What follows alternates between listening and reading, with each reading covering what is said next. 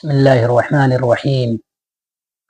عن معاوية رضي الله تعالى عنه قال: سمعت رسول الله صلى الله عليه وسلم يقول: المؤذنون أطول الناس أعناقا يوم القيامة أو كما قال عليه الصلاة والتسليم۔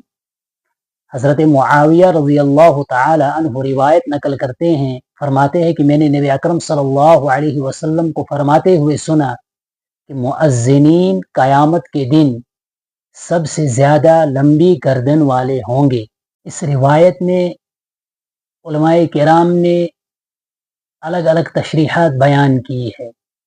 بعض حضرات نے فرمایا کہ مؤذنین کی لمبی گردن ہونے کا مطلب یہ ہے کہ وہ بار بار اپنی گردن اٹھا کر اپنے ثواب کو دیکھ رہے ہوں گے۔